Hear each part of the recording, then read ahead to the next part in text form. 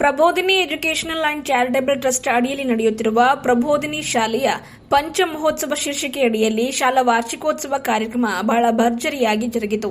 ಕಾರ್ಯಕ್ರಮಕ್ಕೆ ಮುಖ್ಯ ಅತಿಥಿಗಳು, ಗಣ್ಯರು, ಪೋಷಕರು ಹಾಗೂ ವಿದ್ಯಾರ್ಥಿಗಳು ಪಾಲಕರೊಟ್ಟಿಗೆ ಹೆಚ್ಚಿನ ಸಂಖ್ಯೆಯಲ್ಲಿ ಭಾಗವಹಿಸಿ ಕಾರ್ಯಕ್ರಮಕ್ಕೆ ಮತ್ತಷ್ಟು ಮೆರುಗು ತಂದುಕೊಟ್ಟರು.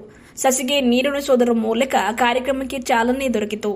ಈ ಸಂದರ್ಭದಲ್ಲಿ ಶಾಲೆಯ ವಿದ್ಯಾರ್ಥಿಗಳು ನೃತ್ಯ, ನಾಟಕ, ದೇಶಭಕ್ತಿ ಗೀತೆಗಳು, ಸಾಂಸ್ಕೃತಿಕ ಕಾರ್ಯಕ್ರಮಗಳು ಸೇರಿದಂತೆ ವಿವಿಧ ಕಲಾ ಪ್ರದರ್ಶನಗಳ ಮೂಲಕ ತಮ್ಮ ಪ್ರತಿಭೆಯನ್ನು ಅನಾವರಣಗೊಳಿಸಿದರು.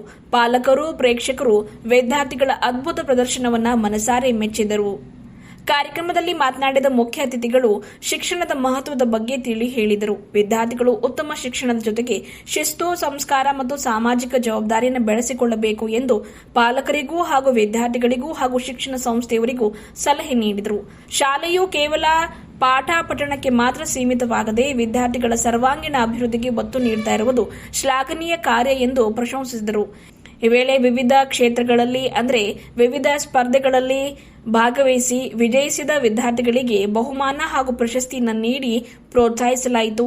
ಶಾಲೆಯ ಪ್ರಗತಿಗೆ ಶ್ರಮಿಸುತ್ತಿರುವ ಶಿಕ್ಷಕರು ಹಾಗೂ ಸಿಬ್ಬಂದಿಯ ಸೇವೆಯನ್ನು ಕೂಡ ಬಂದಂತಹ ಅತಿಥಿ ಗಣ್ಯರು ಪ್ರಶಂಸಿಸಿದರು. ಶಾಲಾ ಆಡಳಿತ ಮಂಡಳಿಯವರು, ಶಿಕ್ಷಕರು, ಪೋಷಕರು ಹಾಗೂ ವಿದ್ಯಾರ್ಥಿಗಳ ಸಹಕಾರದಿಂದ ಈ ಕಾರ್ಯಕ್ರಮ ಯಶಸ್ವಿಯಾಗಿ ನೆರವೇರಿತು. ಕಾರ್ಯಕ್ರಮದಲ್ಲಿ ಶಿಕ್ಷಣ ಸಂಸ್ಥೆಯ ಅಧ್ಯಕ್ಷರು ಸುಹಾಸಿನಿ ಸುನೀಲ್ ಕುಮಾರ್ ಅವರು ಮಾತನಾಡಿದರು. ಈ ವೇಳೆ ವೇದಿಕೆ ಮೇಲೆ ಮಾಜಿ ಶಾಸಕ ಅಶೋಕ್ ಖೇಣಿಯವರು, ಸಂಜಯ್ ಜಾಗೀರ್ದಾರ್, ಆನಂದ್ ದೇವಪ್ಪ, ಉಲ್ಲಾಸಿನಿ ಮುದಾಳೆ, ಸೂರ್ಯಕಾಂತ್ ಸಾಧುರೆ, ಪಪ್ಪು ಅಮ್ಲಾಪುರ್, ಶಿಕ್ಷಣ ಸಂಸ್ಥೆಯ ಪ್ರಮುಖರಾಗಿರುವ ಸುನೀಲ್ ಕುಮಾರ್ ಅಣದೂರೆ, ಯೇಸುದಾಸ್ ಅಣದೂರೆ, ದಿವ್ಯ ಸಾನ್ನಿಧ್ಯ ವಹಿಸಿರುವ ಅಣದೂರಿನ ಪೂಜ್ಯ ಭಂತೆಯವರು, ಪಾಸ್ಟರ್ ಪ್ರಕಾಶ್, ರೇವರೆಂಡ್ ಸುರೇಶ್, ಚಿಯೋನ್ ಮೆಥೋಡಿಸ್ಟ್ ಚರ್ಚ್ನ ಜಿಲ್ಲಾ ಮೇಲ್ವಿಚಾರಕರು ಸೇರಿದಂತೆ ಶಾಲಾ ವಿದ್ಯಾರ್ಥಿಗಳು, ಶಿಕ್ಷಣ ಸಂಸ್ಥೆ ಸಿಬ್ಬಂದಿ ವರ್ಗದವರು, ಪಾಲಕರು ಉಪಸ್ಥಿತರಿದ್ದರು.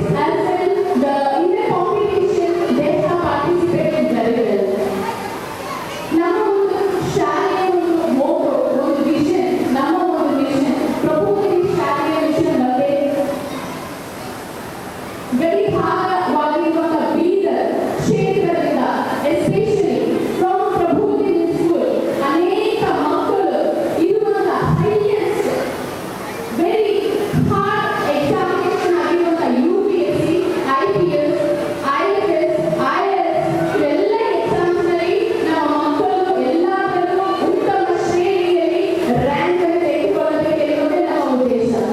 ಇದು ಹಾಗೆ ಆಗುತ್ತೆ. ಇದು ಒಂದು ನಮ್ಮ ಗುರಿಯಾಗಿದೆ.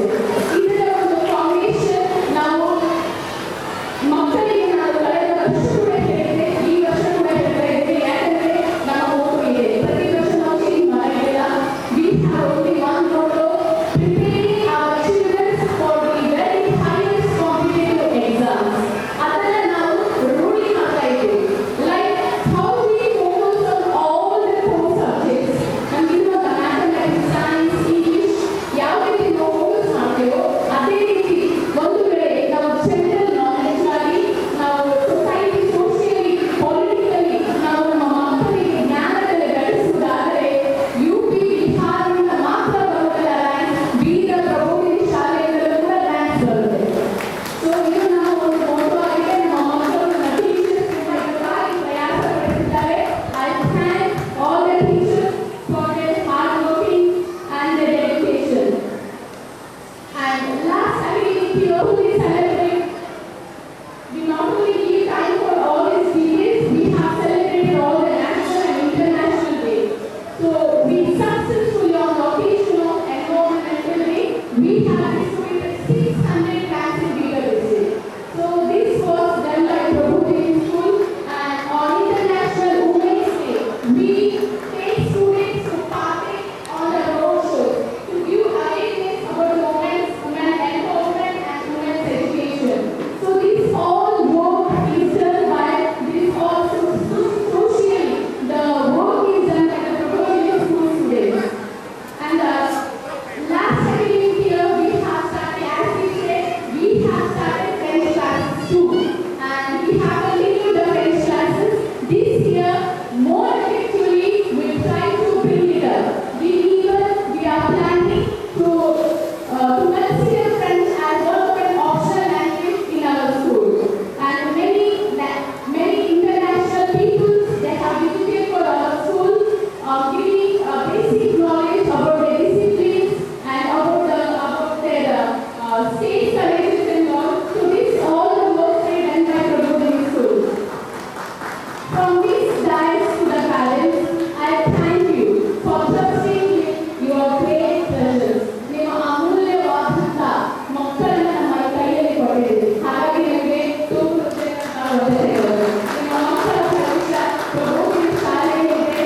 ಸೊ ನೀವು ಅದರ ಟ್ರಸ್ಟ್ ನಮ್ಮ ಮೇಲೆ ಇಟ್ಟು ನಿಮ್ಮ ಅನೇಕ ಮಕ್ಕಳನ್ನು ನಮಗೆ ಪೋಷಣೆ ಮಾಡುವುದಕ್ಕಾಗಿ, ಅವರಿಗೆ ಶೈಕ್ಷಣಿಕವಾಗಿ ಅಭಿವೃದ್ಧಿ ಮಾಡುವುದಕ್ಕಾಗಿ ನಮ್ಮನ್ನು ನಂಬಿಕೊಂಡಿರುವಂಥ ಎಲ್ಲ ಮಕ್ಕಳಿಗೆ ನಾವು ಒಂದು ಉತ್ತಮ ಒಂದು ಹುದ್ದೆಯಲ್ಲಿ ನಾವು ಹೋಗ್ತಿದ್ದೀವಿ. ನಾವು ಒಂದು ಕನಸನ್ನು ನಾವು ನೋಡುವವರಾಗಿದ್ದೇವೆ, ಅದು ನನಸಾಗಿ ಮಾಡುವವರು ಕೂಡ ಆಗಿದ್ದೇವೆ. Thank you for trusting your children at Prabodhini School. We are not just running a school, we are building the future leaders of India.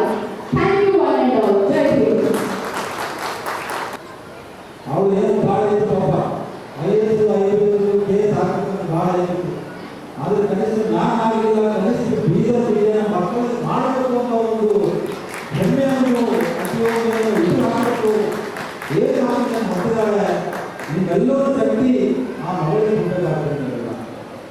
ಇದು ಬರೀ ಮಕ್ಕಳಿಗೆ ನಾವು ಶಿಕ್ಷಣಕ್ಕಾಗಿದ್ದೀವಿ, ಸ್ಕೂಲಿಗೆ ಆಗಿದ್ದೀವಿ ಅಲ್ಲ. ಇವತ್ತು ಸ್ಕೂಲಲ್ಲಿ ಏನು ಪ್ರತಿಭೆ ನಡೀತಾ ಇದೆ, ಆ ಸ್ಕೂಲಲ್ಲಿ ಏನು ಟ್ಯಾಲೆಂಟ್ ಇದೆ, ಇವತ್ತು ಆ ಸ್ಕೂಲಲ್ಲಿ ನಮ್ಮ ಮಕ್ಕಳು ವಿದ್ಯಾರ್ಥಿ ನಡೀತಾ ಇದೆ ಅಂತ ಅದು ನಿಮ್ಮ ಜವಾಬ್ದಾರಿ ಇದೆ. ನಾನು ಹೇಳಿದೆ, ಬಹಳಷ್ಟು ಜನ ನಮ್ಮಲ್ಲಿ ಒಂದು ಕಲ್ಯಾಣ ಕರ್ನಾಟಕ ಭಾಗಕ್ಕೆ ಬಹಳಷ್ಟು ಜನ ಮಾತಾಡ್ತಾರೆ. ಇವತ್ತು ನೋಡಿ UP ಬಿಹಾರದಲ್ಲಿ ಇವತ್ತು ಗಾಡಿ ಕಟ್ಟಡ ಮಕ್ಕಳು IAS, IPS ಆಫೀಸರ್ ಒಂದೊಂದು ಮನೆಯಲ್ಲಿ 2 IAS, IPS ಆಫೀಸರ್ ಇದ್ದಾರೆ. ನಾನು ಪದೇ ಪದೇ ಅದೇ ಹೇಳ್ತಾ ಇದ್ದೀನಿ. ಇವತ್ತು ನಮ್ಮ ಸರ್ಕಾರ ಇವತ್ತು ಎಲ್ಲ ರೀತಿಯಿಂದ ಶಿಕ್ಷಣಕ್ಕೋಸ್ಕರ ಬಹಳಷ್ಟು ಒಂದು ಖರ್ಚು ಕೊಡೋಕ್ಕೆ ನಾವು ಸರ್ಕಾರ ಹೇಳಿದೆ. ಇವತ್ತು ನೀವೆಲ್ಲ ಅದಕ್ಕೆ ಸಂದರ್ಭ ಪಡಿಸ್ಕೋಬೇಕು. ಇವತ್ತು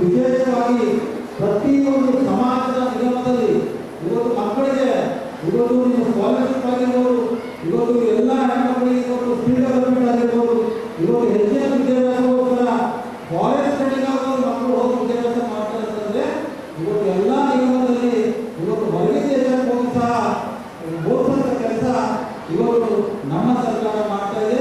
ಇವತ್ತು 1ನೇ ಕ್ಲಾಸ್ ಹಿಡಿದು ಇವತ್ತು ಮೆಡಿಕಲ್ MD ಮಾಡೋವರೆಗೂ ಇವತ್ತು ಸರ್ಕಾರ ಸದಾ ಸಿದ್ಧವಾಗಿದೆ. ನಿಮ್ಮ ಮಕ್ಕಳಿಗೆ ನೀವು ಇವತ್ತು ಹ್ಯಾಂಗ್ ಓದಿಸ್ಬೇಕು, ಏನು ಮಾಡಬೇಕು ಅಂತ ಯಾರು ಅವಕಾಶ ಇಲ್ಲ.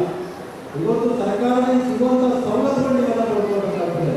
ಇವತ್ತು ನಿಮ್ಮ ಮಕ್ಕಳಿಗೆ ಏನು ನಡೀತಾ ಇದೆ ಈ ದೇಶದಲ್ಲಿ, ಈ ರಾಜ್ಯದಲ್ಲಿ ಏನು ನಡೀತಾ ಇದೆ ಅಂತ ನೀವು ಪರಿಣಾಮ ಕೊಡಬೇಕಾಗ್ತದೆ. ಈ ಬಂದ ಎಲ್ಲ ಕಾರ್ಯಗಳನ್ನು ಮನವಿ ಮಾಡ್ಕೊಳ್ತೀನಿ. ನೀವು ಒಂದೊಂದು ಉಪಾಧಿಗಳು ಪರವಾಗಿಲ್ಲ, ನಿಮ್ಮ ಮಕ್ಕಳಿಗೆ ಶಿಕ್ಷಣ ಕೊಡುವಂಥ ಕೆಲಸ ಮಾಡಿ. ಇವತ್ತು ಡಾಕ್ಟರ್ ಬಾಬಾ ಸಾಹೇಬ್ ಅಂಬೇಡ್ಕರ್ ಅವರು ಮಾತಾಡ್ತಾರೆ, ಯಾವ ಊರಲ್ಲಿ ಹೆಚ್ಚಿನ ಗಂಟೆ ಬಾರಿಸ್ತದೆ. ಗಂಟೆ ಅಂದರೆ ತೆರೆದ ಗಂಟೆ ಅಲ್ಲ, ಮಂದಿರ ಗಂಟೆ ಅಲ್ಲ. ಯಾವ ಊರಲ್ಲಿ ಹೆಚ್ಚಿನ ಶಾಲೆ ಗಂಟೆ ಬಾರಿಸ್ತದೆ ಆ ಊರು ಉದ್ಧಾರ ಆಗ್ತದೆ ಅಂತ ಡಾಕ್ಟರ್ ಬಾಬಾ ಸಾಹೇಬ್ ಅಂಬೇಡ್ಕರ್ ಹೇಳ್ತಾರೆ.